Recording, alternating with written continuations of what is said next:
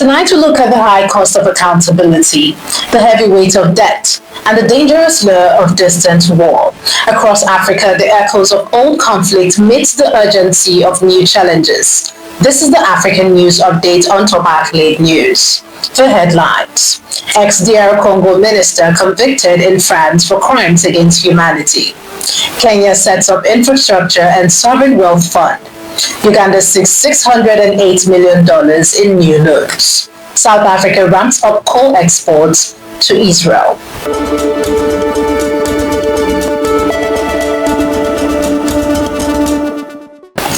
A French court has sentenced former Congolese rebel leader and ex-minister Roger Lumbala to 30 years in prison after finding him guilty of complicity in crimes against humanity committed during the 2002 to 2003 military operation in Eastern Democratic Republic of Congo, ruling under France's universal jurisdiction law that allows prosecution of grave international crimes committed abroad.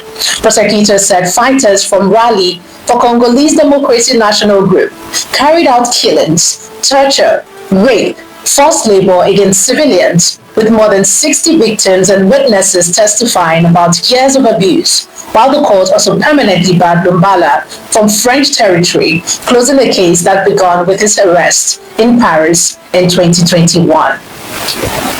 From decades-old crime to today's development challenges, Kenya's cabinet on Monday, December 15, approved the creation of an infrastructure fund and a sovereign wealth fund to finance strategic projects including roads, power plants, and energy infrastructure, as President William Ruto said the move would unlock investment without adding to the country's already heavy debt burden.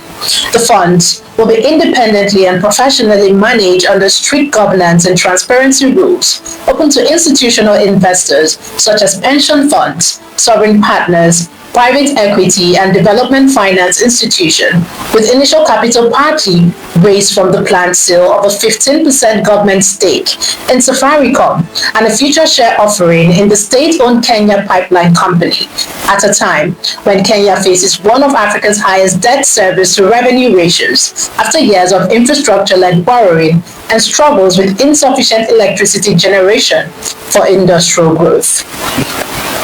A different approach just north of the border, where the debt concern is growing. Uganda plans to borrow $608 million from lenders, including South Africa's Rand Merchant Bank and the Korean Export-Import Bank, to finance infrastructure development, according to a parliament document seen on Tuesday, with $448 million expected from RMB and the remainder from the Korean lender.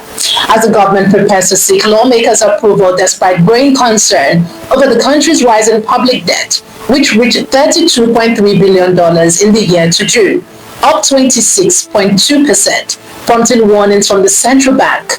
Analysts figure that heavy debt servicing costs are squeezing funds for essential social services.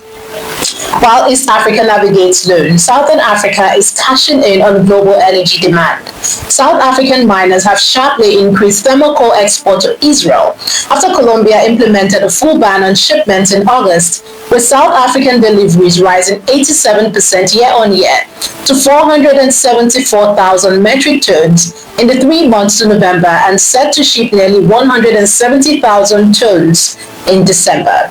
South Africa's share of Israel's seaborne coal market is projected to triple to 55% in 2025, even as critics highlight the perceived contradiction between the country's vocal criticism of Israel and its continued coal trade, while Israel plans to phase out coal as a primary energy source by 2027, shifting instead to natural gas. You're watching the African News Update on Top Accolade News.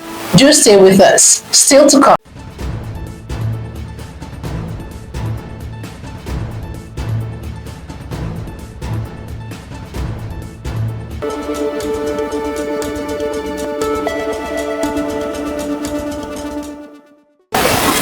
Thanks for staying with us. Botswana's government has opened an investigation into 2 young men aged 19 and 20 believed to have been misled into joining the war in Ukraine after thinking they were signing up for short-term military training in Russia, with the Ministry of International Relations saying it is working with diplomats and law enforcement to establish their whereabouts and secure their return while warning youth against dubious and dangerous international recruitment scheme as the UN urges African states to issue clearer alerts. The case mirrors a growing pattern across Africa, including Nigerians and Senegalese nationals captured on Ukraine's front lines after being lured by promises of quick pay and safe service, underscoring a troubling trend in which misinformation draws vulnerable young Africans into a distant war. Now to a tragic human story, the unpredictable power of nature.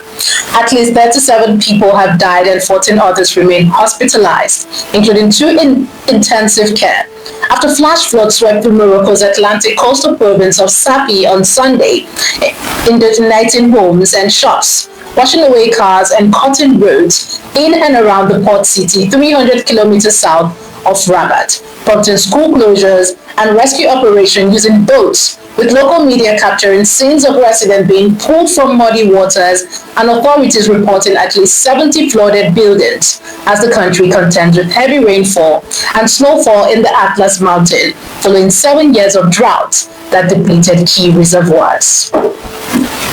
Back in Nigeria, auto dealer Ikechukwu Ogbonna, popularly known as IVD, has been discharged and acquitted of complicity in the death of his late wife Bimbo Ogbonna, 3 years after being accused of causing her death following a fire incident linked to domestic violence at their Lagos home in October 2022. IVD was initially arraigned for involuntary manslaughter in March 2023, released on bail, and later rearrested in August 2025 while traveling to Qatar ahead of his wedding to new partner, Blessing CEO, who celebrated the court victory on Instagram and encouraged followers to leave toxic relationships, highlighting that justice prevailed.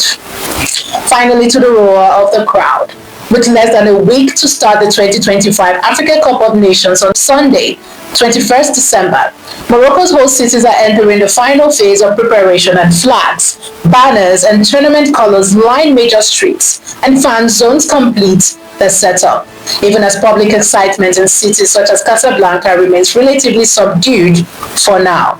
Residents and supporters said the atmosphere is expected to surge once the first match begins, with Moroccan fans, visiting supporters, and African diasporas already gathering and expressing confidence in the country's logistical readiness, while many believe the tournament's true success will be sealed by Morocco's performance on the pitch. From the battle for justice in the French courtroom to the battle for the ball in Morocco, Africa continues to demand our attention.